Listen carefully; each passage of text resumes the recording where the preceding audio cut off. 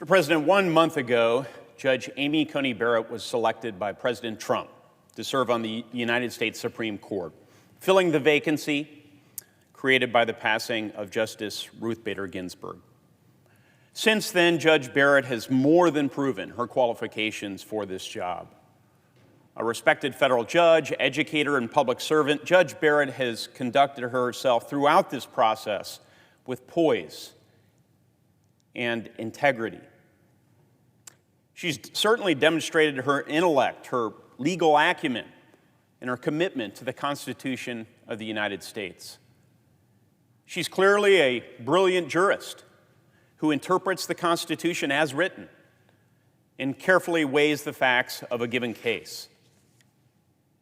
Despite Senate Democrats' repeated attempt to drag her into the political fray, Judge Barrett has proven that she will make her decisions based on the law rather than politics. When I met with Judge Barrett earlier this month, I was assured that she would be guided by the law and precedents and be faithful to the Constitution. As Judge Barrett herself has said more than once, a judge is obligated to apply the law as it is and not as she wishes it would be.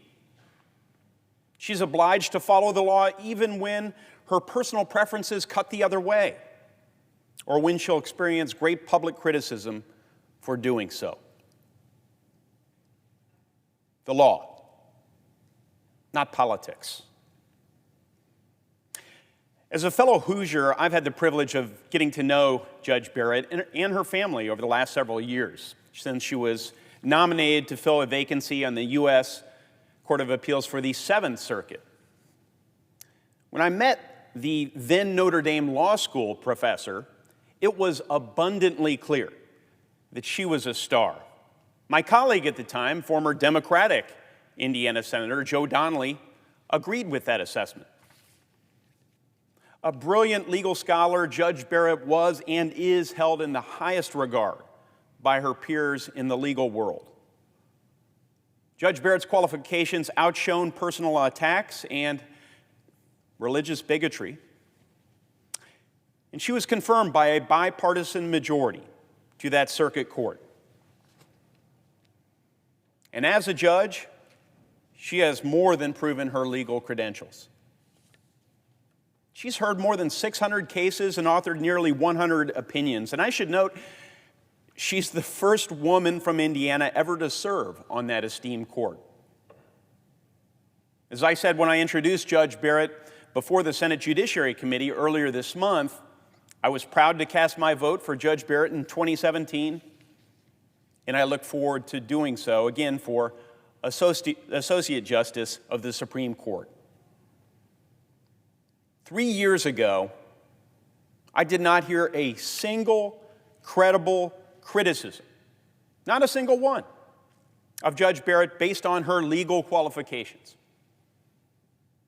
And I haven't heard one at any time throughout this confirmation process. Now, Democrats have tried to make this process about anything other than Judge Barrett's qualifications. And alarmingly, they've made threats about what the consequences will be if we move forward. Now, first, they threatened to pack the Supreme Court if we confirm this nominee. But we all know they were talking about this long before Justice Ginsburg's passing. By way of example, my colleague from California, Senator Harris, said, quote, "We are on the verge of a crisis of confidence in the Supreme Court, and everything is on the table," unquote. That's a quote from March of this year. And Senator Harris isn't alone. She just happens to be the most prominent at this point. In fact, according to the Washington Post, 11 Democratic presidential candidates, 5 of whom were sitting United States senators, said they were in favor of or open to packing the court. Second, they threatened to eliminate the legislative filibuster if we confirm this nominee.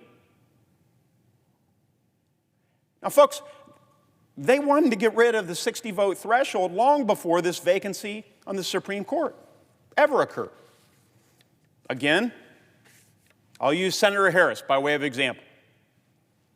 Quote, "I am prepared to get rid of the filibuster to pass a Green New Deal." That was in September of 2019. 18 Democrats who ran for President of the United States supported that move, including 6 sitting United States senators and 2 governors now running for Senate. Third,